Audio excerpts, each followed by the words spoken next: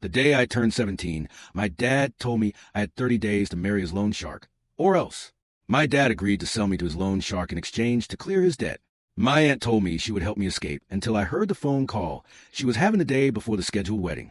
The day I turned 17, my father told me I had exactly 1 month to marry his loan shark Olaf Snackoff, or he'd let him collect the debt another way. Dad had always been a gambler, but I always thought he had it under control. Apparently not, because he owed Olaf $300,000 and the interest was compounding daily. Olaf's willing to forgive everything if you marry him, Dad said. He's been very patient with us. The name instantly rang a bell. I had met Olaf once before when I was 14. He came to our house for what Dad called a business dinner. Extremely muscular, yellow teeth from smoking, very Russian, and whenever he thought I wasn't looking, I felt his eyes drag across my entire body. He asked about my high school plans and whether I was dating anyone. Dad laughed nervously and changed the subject. So now 3 years later, everything finally made sense. The marriage contract had already been drawn up. I would have to live with Olaf, produce his offspring within 2 years. While my dad was speaking, I thought about what I could say to the police for help.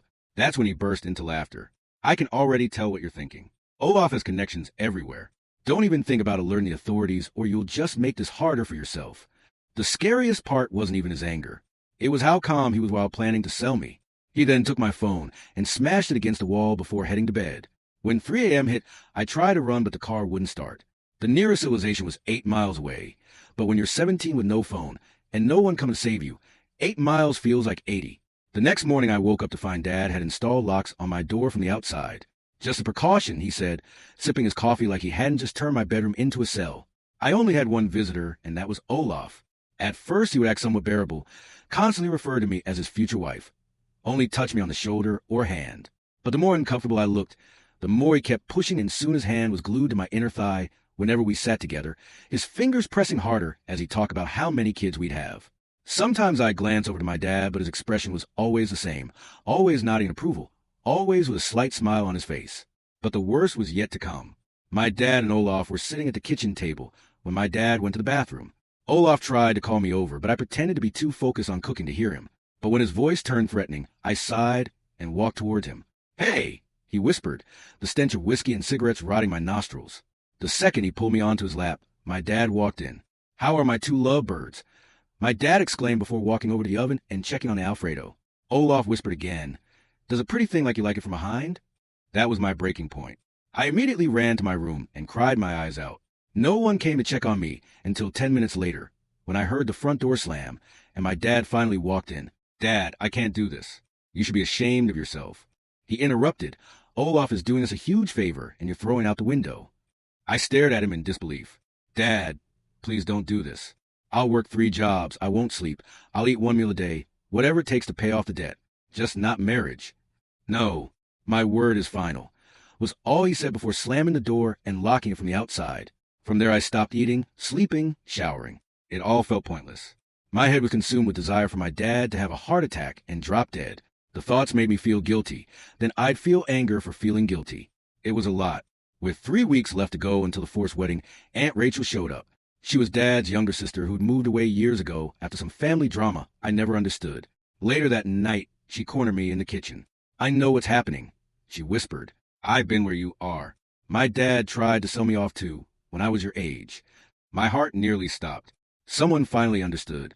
Aunt Rachel said she'd been monitoring the situation through cousins and couldn't stand by anymore. She had a plan to get me out. I was terrified of being caught, but more terrified of what would happen if I never tried.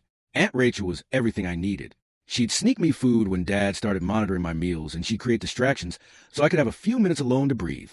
The night before we were supposed to execute our escape plan, I couldn't sleep, so I crept downstairs to get some water and heard Aunt Rachel on the phone in the guest room. "Yes, Olaf, she completely trusts me. She'll get in the car willingly tomorrow." I pressed my ear against the door and she continued, "Dad promised me my cut of the trust fund, right? $50,000 like we agreed." My legs nearly gave out. The glass slipped from my hand, but I caught it before it could shatter. Aunt Rachel had been working with them the entire time. The rescue was a trap. The hope was a lie. And tomorrow, instead of freedom, I'd be delivered directly to Olaf. I was truly alone. I backed away from the door, my bare feet silent on the hardwood floor. The cold surface sent shivers up my legs, matching the chill that had settled in my chest. My hand shook so bad, I had to set the glass down on the hallway table, watching the water ripple from my trembling. The antique table, one of Mom's favorite pieces, seemed to mock me with its stability. Think.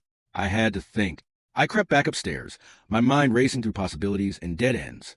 Each step on the old staircase threatened to creak, but I'd learned over the years which spots to avoid. Aunt Rachel was still talking on the phone, her voice carrying through the thin walls with false warmth, making plans for tomorrow's fake escape. I could hear her pacing, the guest room floorboards groaning under her weight. I locked my bedroom door from the inside, the small click feeling both futile and necessary. Not that it mattered with the outside locks. The metal was cold under my fingers, a reminder of my prison. Then I sat on my bed, the familiar quilt Mom had made offering no comfort, and tried to process what I'd just learned. The trust fund. Of course. Mom's life insurance had been substantial, but Dad always said it was tied up in legal stuff. Bureaucratic red tape that would take years to untangle. Now I knew why. He'd been using it as bait, dangling my inheritance like a carrot to the highest bidder. I grabbed the burner phone Aunt Rachel had given me, its cheap plastic case feeling flimsy in my hands. The irony wasn't lost on me. The very tool of my supposed salvation, now revealed as another link in my chains. I scrolled through her texts, looking for anything suspicious. Most were to me, playing the role of concerned Aunt perfectly. "How are you holding up, sweetie?" And "Remember I'm here for you" filled the screen.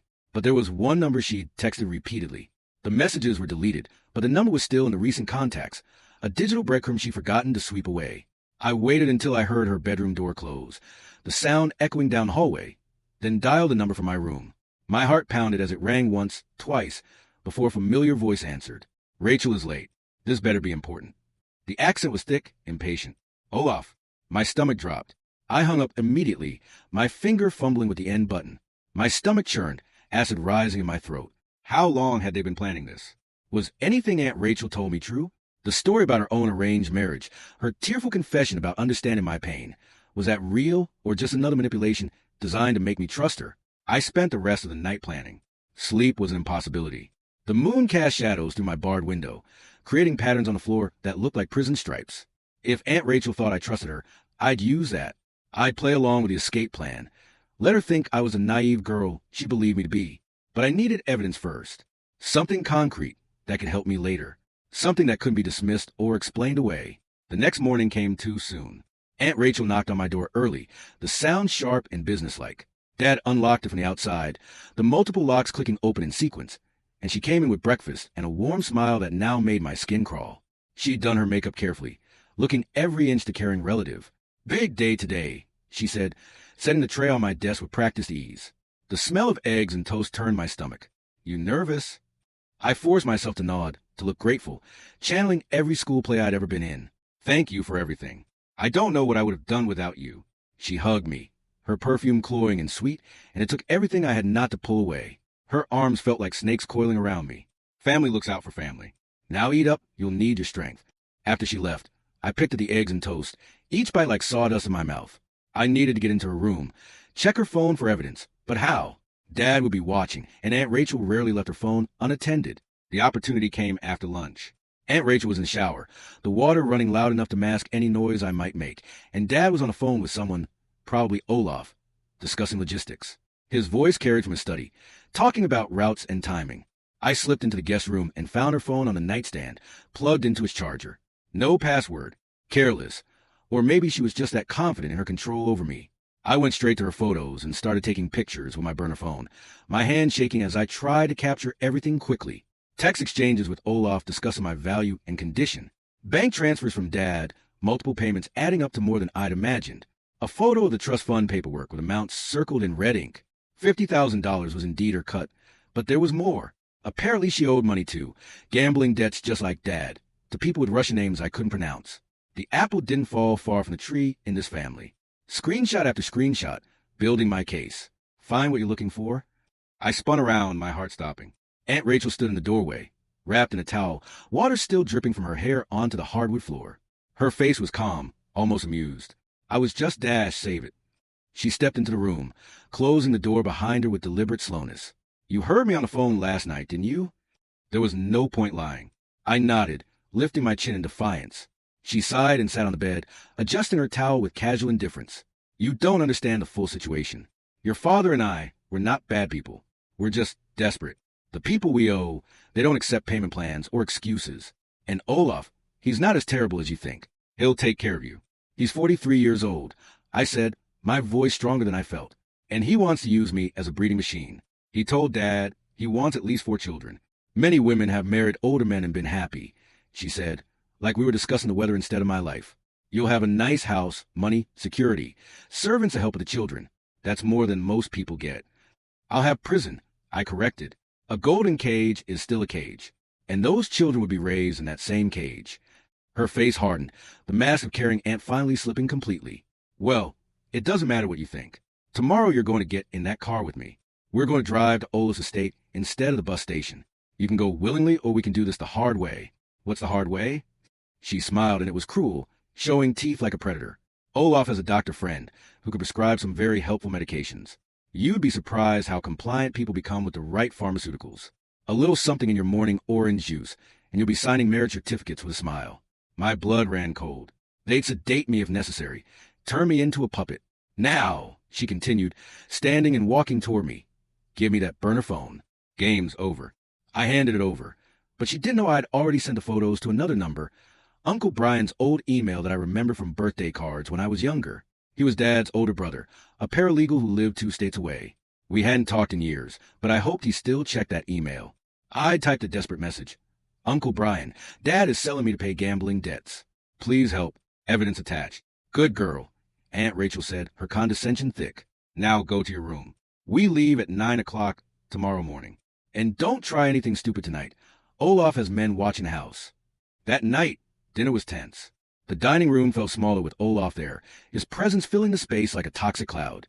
He had joined us, sitting next to me, his hand on my knee under the table. His fingers were thick, possessive, squeezing periodically to remind me of his claim. Dad and Aunt Rachel chatted about old times like nothing was wrong, sharing stories about their childhood like they weren't planning to traffic me tomorrow. You're quiet tonight, little bird, Olaf said, squeezing my knee hard enough to bruise. His breath smelled of wine and cigars. Excited about tomorrow? She knows, Aunt Rachel said casually, cutting her steak with precise movements. Heard me on the phone. Dad's fork clattered to his plate, the sound sharp in the sudden silence. What? It's fine, she assured him, waving her knife dismissively. We discussed it. She understands the situation now. Don't you, Arya? Olaf's grip on my knee tightened painfully. I bit my lip to keep from crying out. This changes things. Maybe we should move timeline up through ceremony tonight. No, Aunt Rachel said firmly. Stick to the plan. Too many arrangements have been made. She's not going anywhere tonight. She looked at me with those cold eyes. Are you? I shook my head, not trusting my voice to remain steady. After dinner, they added more locks to my door. I heard them drilling until past midnight, the sound of my cage being reinforced metal on wood, sealing my fate. No more bathroom breaks without supervision. No more pretending. The very walls seemed to close in around me. I lay in bed staring at the ceiling where I'd once stuck glow-in-the-dark stars with Mom. Most had fallen off over the years, leaving just a few dim spots of light. Tomorrow they'd take me to Olaf's estate. The wedding would happen whether I agreed or not, unless Uncle Brian got my message, unless he believed me, unless he cared enough to help. Too many unless. Too many variables outside my control. Morning came too fast, dawn breaking gray and oppressive. Aunt Rachel unlocked my door at 8, already dressed and ready in a navy blazer that made her look professional, trustworthy. Shower and put this on, she said, handing me a dress and a garment bag. Olaf wants you looking nice for the drive. I did as told, moving mechanically through the motions. The shower was lukewarm, the water pressure weak. The dress was white, knee-length with delicate lace at the collar, something a bride might wear to a rehearsal dinner. The irony wasn't lost on me. I was being dressed for my own funeral. Downstairs, Dad was pacing the kitchen, his footsteps creating a nervous rhythm. Maybe we should just do it here, he was saying to Olaf. Judge Morrison owes me a favor. Why risk the drive? Because I want this done properly, Olaf replied, his voice brooking no argument. At my home, with my people as witnesses. Official, legal, binding. The girl knows the plan, Dad argued, running his hand through his thinning hair. What if she tries something? Then we handle it. Olaf said simply, checking his phone. I have men posted along the route. She won't get far if she runs, and if she tries to signal for help. He let the threat hang in the air. My stomach dropped. Even if I managed to escape the car, they'd catch me. This wasn't just 3 people anymore. It was an operation. Aunt Rachel appeared with coffee and toast, playing hostess. Eat something. Long drive ahead. You don't want to get car sick. I forced down a few bites, my throat tight. The toast was dry, scratching my throat. Through the kitchen window, I could see Aunt Rachel's rental car in the driveway, a silver sedan. Such an ordinary vehicle for such an evil purpose. No one would suspect anything wrong. Time to go, Olaf announced at 9 sharp, checking his watch. He grabbed my arm, his fingers digging in hard enough to bruise, adding to the marks from last night. You ride with Rachel. I follow behind. Any problems, any attempt to run or signal for help, and things get very unpleasant. Understand? I nodded, feeling the weight of his threat. Say it, he demanded, shaking me slightly. I understand. Good girl. He released my arm and kissed my forehead, his lips wet, leaving a mark I wanted to scrub off. I fought not to vomit. The walk to the car felt like a funeral march. Each step took me further from any hope of rescue. Dad stood on the porch watching. No goodbye, no apology, no sign of the father who used to push me on the swings. Just that same satisfied smile, already counting his money. Aunt Rachel started the engine while I buckled my seatbelt, the click sounding like a prison door. Olaf's black SUV pulled out behind us as we left the driveway, staying close. I watched my house disappear in the side mirror, the place where Mom had read me bedtime stories, wondering if I'd ever see it again. It's a 2-hour drive, Aunt Rachel said, turning onto the main road. Her hands were steady on the wheel, experienced. We can listen to music if you want. Make this pleasant. I said nothing, just watched the familiar streets of my neighborhood pass by. The park where Mom used to take me, now empty in the morning light. The library where I'd spent countless afternoons escaping into other worlds. The life I was leaving behind, possibly forever. We'd been driving for 20 minutes when Aunt Rachel's phone rang. She answered on Bluetooth, the car speakers crackling to life. Brian, she said, sounding genuinely surprised. How did you? Yes, she's with me. What? No, that's ridiculous. I'm taking her shopping for her wedding. What email? My heart raced. Uncle Brian had got my message. He'd actually checked that old email address. Photos? I don't know what you're talking about. Her knuckles whitened on the steering wheel, her composure cracking. Brian, you're being paranoid. Dad's debts are his business. I'm just here to support my niece during a difficult time. She listened for a moment, then her face went pale. You called who? Brian, you shouldn't have done that. You don't understand the situation. These people don't play games. She hung up and immediately called Olaf. We have a problem. Brian knows. He's called someone. I don't know who. Maybe police, maybe FBI. I could hear Olaf swearing in Russian to the speaker, a string of words that needed no translation. How does he know? Aunt Rachel's eyes met mine in the rearview mirror, fury burning in them. The little brat sent him photos. Evidence. Screenshots of everything. Where are you now? Route 47, just past the water tower.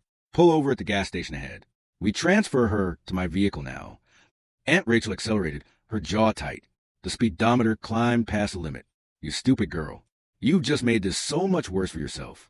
You think Olaf was bad before? You haven't seen anything yet. I saw the gas station approaching, its bright signs promising normalcy. My mind raced. Once I was in Olaf's car, my chances dropped to 0. I needed to act now. As Aunt Rachel slowed to turn into the gas station, I unbuckled my seatbelt. The click loud in the tense silence. Don't even think about it, she warned, reaching for me. But I was already moving. The second she stopped, I threw open the door and ran. The asphalt was rough under my dress shoes, but I didn't care. I heard her screaming behind me, Olaf's SUV door slamming, but I didn't look back. I ran toward the gas station store, hoping for witnesses, for help, for anything. My dress tangled around my legs, slowing me down, but Olaf was faster than his bulk suggested. He caught me before I reached the door, his arm wrapping around my waist and lifting me off the ground like I weighed nothing. Stupid girl. He hissed in my ear, his breath hot and sour. Now you make me angry. You will learn respect. He dragged me back toward his SUV while I kicked and screamed, my voice raw. A few people stared from the pumps, but no one intervened. Just another domestic dispute, not their problem. Someone even looked away deliberately. That's when I heard the sirens. Olaf froze, his grip loosening slightly. 2 police cars were approaching fast, lights flashing red and blue. He dropped me and ran for his vehicle, shouting at Aunt Rachel to move. But more police cars appeared from the other direction, boxing them in. There was no escape. I collapsed on the asphalt, my legs shaking too hard to stand. The rough surface scraped my palms. An officer approached me carefully, hands visible, speaking in calm tones. Are you hurt? She asked gently. We got a call about a possible kidnapping in progress. Are you? I started crying, then really crying as the adrenaline crashed. My father sold me to pay his debts. They were taking me to force me to marry him. The words tumbled out between sobs. The officer helped me to a patrol car, while others arrested Olaf and Aunt Rachel. They didn't go quietly. Olaf kept shouting about his lawyers, his connections, how we'd all regret this. Aunt Rachel insisted it was all a misunderstanding, that I was a troubled teen making up stories. At the station, I told them everything. About the gambling debts, the forced engagement, the locks on my door. The detective, a woman with kind eyes and gray hair, listened without judgment. I showed them the photos I had taken of Aunt Rachel's phone. Uncle Brian had driven through the night and was already there with a lawyer friend, looking haggard but determined. I got your email at midnight, he said, hugging me tight. He smelled like coffee and safety. I'm so sorry. I should have checked on you after your mom died. I knew my brother had problems, but I never imagined he'd go this far. The lawyer, a woman named Sarah Chun, sat with us. She had a calm presence that made me feel protected. The evidence is strong. Conspiracy to commit forced marriage, false imprisonment, attempted trafficking. They'll go away for a long time. What about my dad? I asked. There's a warrant out for his arrest. They'll find him. They did. 3 hours later, trying to flee to Canada with a suitcase full of cash. Turns out he'd been skimming from Olaf for months, planning his own escape once I was married off. The betrayal went even deeper than I'd known. The next few days blurred together. Statements, paperwork, court hearings. I learned more about Aunt Rachel's involvement. She hadn't escaped an arranged marriage at all. That was a complete fabrication. She'd lost her inheritance through online gambling, owed money to dangerous people. When she heard about Dad's situation through family gossip, she saw an opportunity. Convinced me to trust her, delivered me to Olaf, collect her finder's fee. She'd done this before, they discovered. I wasn't her first victim, just her first failure. The trial was swift. Olaf got 15 years for attempted trafficking and conspiracy. Aunt Rachel got 10 years for her role. Dad got 12 years plus additional time for financial crimes they uncovered during the investigation. I lived with Uncle Brian during the trial. His wife Patricia was kind but careful around me, like I might break. Their kids, my cousins I'd never met, didn't know what to make of me. I was the girl from the news, the one with the terrible story. You can stay as long as you need, Uncle Brian assured me. Through college, whatever you want. This is your home now. But I had other plans. During the investigation, they discovered something interesting. Mom's life insurance policy had a clause. If Dad committed any crime that resulted in my harm, the money went directly to me. All of it. $300,000 plus interest. I used some of it to finish high school through an accelerated program. The rest went into saving for college. I decided to study social work, to help other kids trapped in impossible situations. The day I turned 18, I got a letter from Dad in prison. I didn't open it, just marked it, returned to sender, and moved on with my life. Whatever excuses or manipulations it contained, I didn't need to hear.